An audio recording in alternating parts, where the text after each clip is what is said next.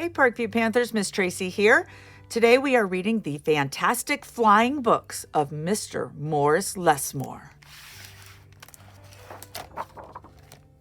And here we go. Morris Lessmore loved words. He loved stories. He loved books. His life was a book of his own writing, one orderly page after another. He would open it every morning and write of his joys and sorrows, of all that he knew and everything that he hoped for. But every story has its upsets. One day the sky darkened and the winds blew and blew, till everything Morris knew was scattered, even the words of his book.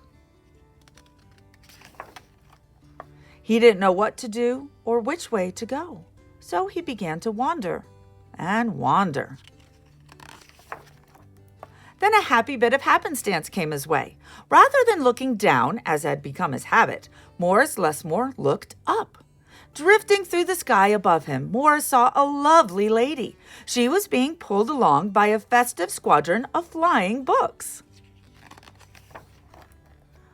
Morris wondered if his book could fly. But it couldn't. It would only fall to the ground with a depressing thud. The flying lady knew Morris simply needed a good story, so she sent him her favorite. The book was an amiable fellow and urged Morris to follow him. The book led him to an extraordinary building where many books apparently nested. Morris slowly walked inside and discovered the most mysterious and inviting room he had ever seen. It was filled with the fluttering of countless pages, and Morris could hear the faint chatter of 1,000 different stories, as if each book was whispering an invitation to adventure. Then his new friend flew up to him and landed on his arm. It held itself open as if hoping to be read. The room rustled to life, and so Morris's life among the books began. Morris tried to keep the books in some sort of order, but they always mixed themselves up. The tragedies needed cheering up and would visit with the comedies. The encyclopedias, weary of facts, would relax with the comic books and fictions. All in all, it was an agreeable jumble. Morris found great satisfaction in caring for the books, gently fixing those with fragile bindings and unfolding the dog-eared pages of others. Sometimes Morris would become lost in a book and scarcely emerge for days.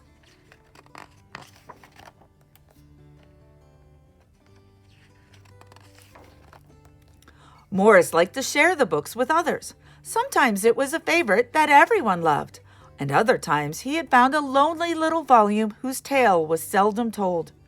Everyone's story matters, said Morris, and all the books agreed. At night, after all the stories that needed telling had been told, and everyone had settled down to their proper places on the shelves, the great big dictionary would get in the last word. Zzz. It was then that Morris Lessmore would once again write in his own book.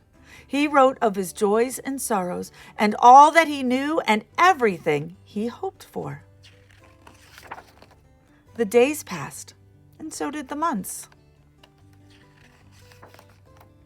And then years and years. And Morris Lessmore became stooped and crinkly. But the books never changed. Their stories stayed the same. Now his old friends took care of him the way he had once cared for them, and they read themselves to him each night. Then one day he filled the last page in his book. He looked up and said with a bittersweet sigh, "I guess it's time for me to move on." The books were sorry, but they understood. Morris put on his hat and took his cane. As he went to the door, he turned and smiled and waved goodbye. "I'll carry you all in here," he said, and pointed to his heart. The books waved their pages, and Morris Lessmore flew away. And as he flew, he changed back to the way he'd been that long ago day when they'd all first met. The books were quiet for a while. Then they noticed that Morris Lessmore had left something behind. "It's his book," said his oldest friend. Inside was Morris's story, all of his joys and sorrows, all that he knew and everything that he hoped for. Then the books heard a small, expectant sound. There in the doorway was a little girl.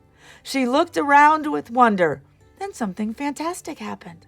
Morris Lessmore's book flew up to her and opened its pages. The girl began to read. And so our story ends as it began, with the opening of a book. The end.